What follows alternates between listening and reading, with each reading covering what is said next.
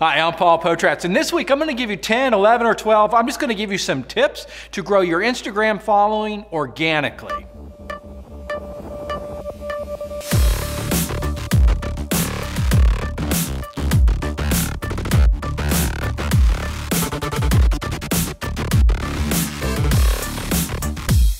The very first step of growing your Instagram account organically is figuring out what is your unique style. How are you going to keep really all of your images looking the same? And I don't mean you take the same pictures over and over, but figure out the filter. There's got to be a filter and maybe vignettes, something that you like that will allow you to have your photos to give it that unique feel that's personalized to you.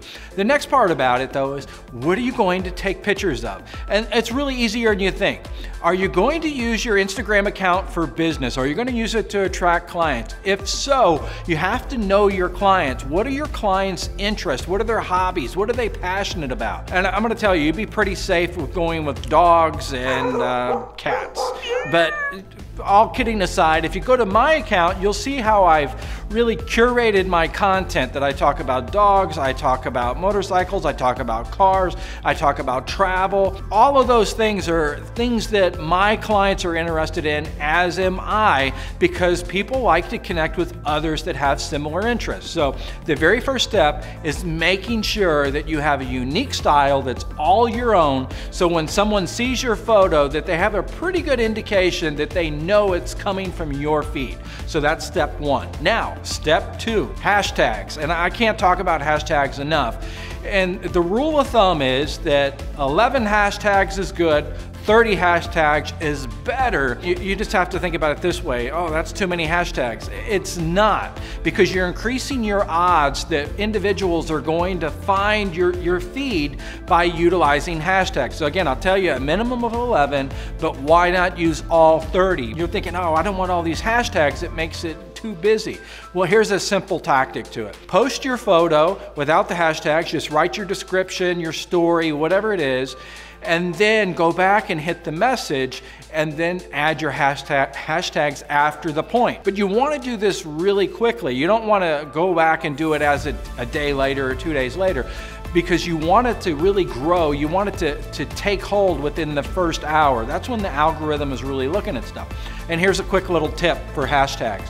You can go in and do a text replacement, whether you're on an iPhone or a Droid, just Google it, and you can build all your hashtags. So this will make it really easy and really quick to put those 30 hashtags in there. There's a really cool tool that you can use, or an app, that will allow you to pick your hashtags, and it's called Focal Mark. So check it out, and it will really, it'll make life easier, because you don't want to be using hashtags that no one's following. So again, check out Focal Mark. Now let's move on to step 3. This is probably one of the simplest ones, and it's geotag. So when you're taking a photo, let's say that you're traveling and you're in New York City, then geomark. Put the location wherever you're at. Use the geomark as much as possible, and you'll be amazed at the amount of traffic that you will get just by using the geolocation. All right, now let's move to the next one, number 4. Curating your content is something that you have to do. I mean, you'll just be in a mood, you'll have that feel, you'll post a photo, you'll go back a few days later, and that photo, hey, it didn't get any traction, no likes, no comments, and it doesn't really fit your unique style. So don't hesitate to delete something. And then also, if the photo is good, don't hesitate to delete it and repost it with the hashtags again, because it could have been you just posted it the wrong time of day. So that was really simple. Now let's move to number 5. This is probably the biggest one, and it's interacting. So many times we'll post a photo, we get a comment, we don't comment back. So you definitely, when someone comments on your photos, comment back. Don't be a bot. Engage them, have a conversation. So that's interacting with individuals that comment on your photos, but let's move to number 6, because it will feed right off of this. And number 6 is interacting with others. So when you're scrolling through that feed and you see photos that you like, definitely leave a comment. Like it, leave a comment, but don't leave a comment that makes you sound like you're a robot. Leave a real comment. Have a conversation. You know, just saying something like nice photo is not going to get it done. What can they say other than thanks? So have a conversation, say something about the photo, show that you're a real person, and then what's going to happen? That person that is a real person will go ahead and go over to your account. They will follow you, but you have the opportunity of all these other individuals that's looking at the photo, liking the photo, saying, oh, who is this guy that left this long comment? But be authentic. Don't just post a comment to post. I mean, really, if you like the photo, say something and have an engaging conversation the same way you would have it face-to-face in real person. So now let's move to number 7. Number 7 is follow others in the same niche. So if you're using your Instagram account for business, who else has an Instagram account that has that same niche, that same target? I'll give you an example. If you're a photographer, follow other photographers. If you're a videographer, follow other videographers. So follow others with the same interest, because you will find oftentimes that there's people that will be following their account and then will find your account because, of course, you're commenting on their photos, and it's not like you're hijacking, you're just creating a conversation. It's like going to a conference and meeting someone else in your industry. So it's really simple. Now I'm starting to forget the numbers, so let's just move to the next one, which I think is 8 or 9, I don't know, but here it goes. Cross promotion.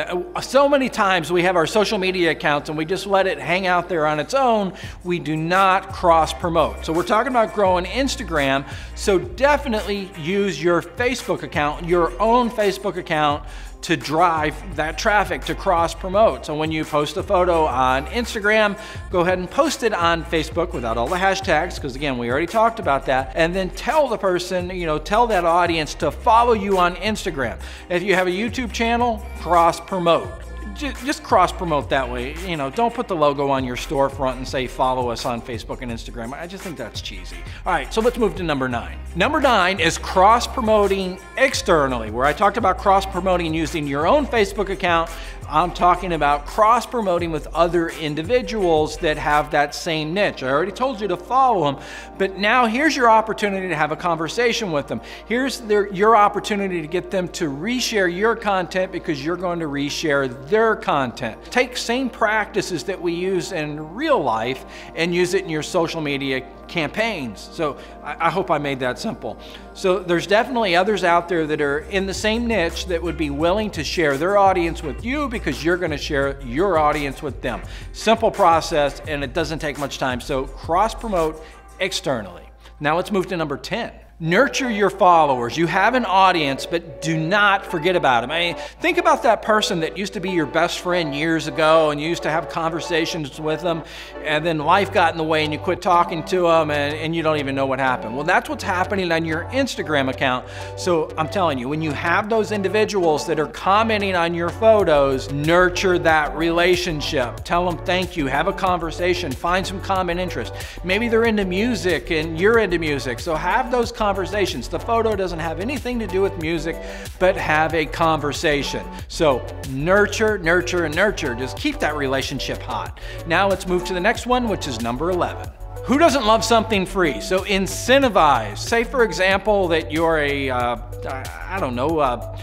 life coach or a workout or a fitness person. What can you give away that has to do with your industry that individuals would want? So incentivize your audience. Give things away, share things.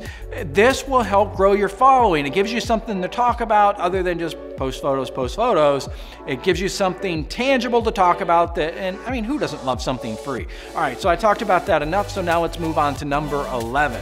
And the number 11 is analytics.